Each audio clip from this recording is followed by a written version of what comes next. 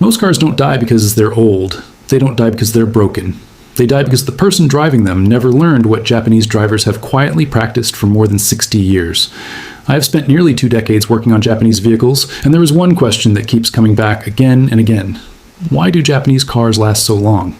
People assume it's engineering. They assume it's better materials, better factories, better design.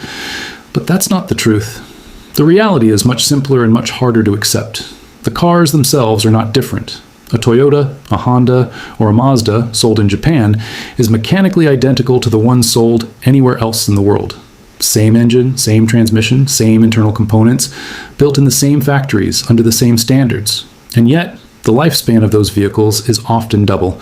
The difference is not under the hood. The difference is behind the wheel. 2 years ago, I was given access to internal records from a fleet operator managing 34 vehicles across Osaka and Kyoto. One of those vehicles had reached 820,000 kilometers on its original engine. No rebuild, no major failure, just daily use over decades. I spent 3 months studying those records in detail. What I found was not complicated. It wasn't expensive. It didn't require special tools or mechanical knowledge. It came down to 7 habits, 7 simple behaviors, every single one of them free, and not a single one clearly explained in the owner's manual sitting in your glove compartment. These habits are practiced consistently, deliberately, and without exception. And together they completely change how a car ages over time. Habit number 7 is something most people think is just a driving style preference, but it's far more than that. It's about anticipating every red light. The moment you see a stop ahead, you lift your foot off the accelerator and let the car coast. No rushing forward, no last-second braking, just controlled deceleration. Most drivers do the opposite. They keep accelerating until the last possible moment and then slam the brakes.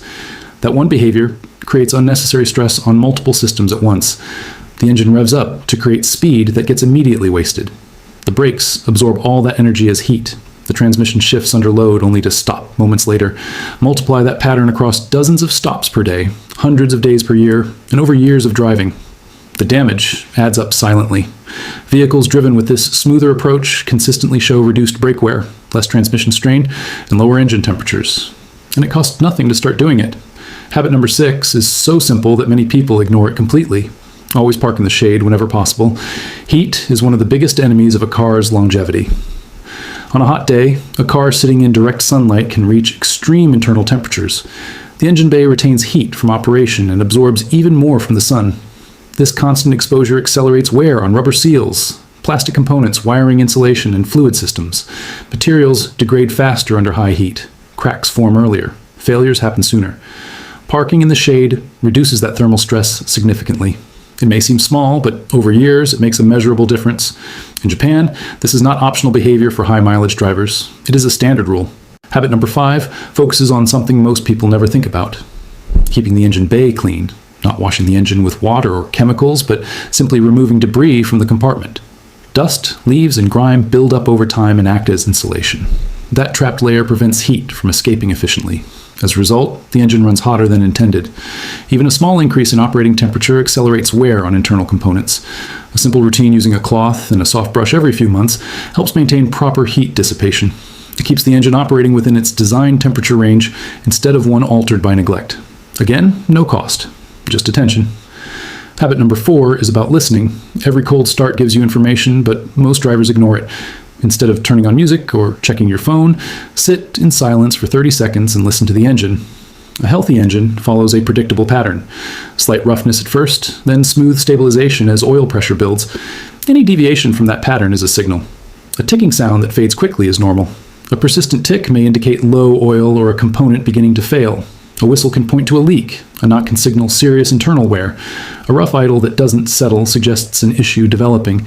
These sounds are early warnings. If caught early, repairs are minor. If ignored, they become major failures. This habit alone has prevented countless engine breakdowns simply by catching problems at their earliest stage. Habit number 3 is about keeping the engine within its comfort zone. Every engine has an optimal RPM range, where it operates efficiently and with minimal stress. For most 4-cylinder engines, this range sits between 1,500 and 3,000 RPM during normal driving. Below that range, the engine struggles. Combustion becomes incomplete. Carbon builds up, internal components experience uneven stress. Above that range, unnecessary strain increases heat and reduces lubrication effectiveness. High-mileage drivers are deliberate about staying within this zone. They shift gears at the right time. They avoid both extremes. This isn't about driving slowly, it's about driving correctly. An engine that lasts hundreds of thousands of miles is not one that was overprotected or abused. It is one that was consistently operated within its intended limits. Habit number 2 is something you can observe immediately if you watch experienced drivers carefully. Accelerate gradually, always. Not slowly, but smoothly. Instead of sudden bursts of power, acceleration should build in a controlled and steady manner. When you accelerate aggressively from a stop, the engine experiences maximum load at a moment when oil pressure is still stabilizing.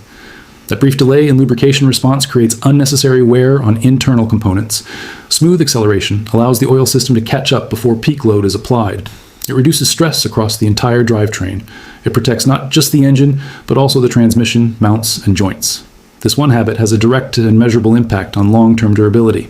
Habit number 1 is the most powerful and the most overlooked. Keeping a maintenance logbook, not a digital app, not scattered receipts, a simple, consistent record of everything related to the car. Every service, every fluid change, every unusual sound, every repair, every observation, written down, dated, and kept. This transforms your car's history into usable data. When something changes, you know exactly when it started. You can connect patterns. You can see trends that would otherwise remain invisible. A small issue noted early can be addressed before it becomes a major problem. Without records, everything relies on memory, and memory is unreliable. With records, decisions become informed and precise. One example stands out clearly. At 340,000 kilometers, a note was recorded about a slight roughness during cold start that disappeared after 2 minutes. It was not ignored. It was documented. 2 service intervals later, that note helped confirm a developing issue. A preemptive repair was done for $180. If left unnoticed, the same issue could have escalated into severe engine damage costing $3,400. The difference was not luck. It was awareness created by consistent record keeping. The logbook made the invisible visible. It turned a potential failure into a minor fix. These 7 habits share something important. They cost a total of 0. No special tools, no expensive products, no advanced training, just consistent behavior and awareness. They represent a different way of thinking about a car, not as a disposable machine, but as a long-term investment that responds directly to how it is treated. Over time, these small actions compound into massive differences in reliability, cost, and lifespan. There is a perspective that changes everything. A car does not simply wear out on its own. It is worn out gradually by the way it is driven, maintained, and ignored. Every habit either extends its life or shortens it. Most drivers never realize how much control they actually have over that outcome. They rely on repairs after problems appear instead of preventing those problems in the first place. Now you know what most drivers never learn. You know what has been quietly practiced for decades by those who consistently push their vehicles far beyond average lifespans. And once you see it, you can't unsee it. Every drive becomes a choice. Every action has a consequence. The difference between a car that fails early and one that lasts for hundreds of thousands of miles is not luck. It is behavior repeated over time. If this changed how you think about your car, then you already understand something most people never will. Share it with someone who still treats their car like a temporary tool instead of a long-term asset. Because the truth is simple. Problems that cost thousands are often the result of habits that cost nothing to change. And the sooner those habits change, the longer everything lasts.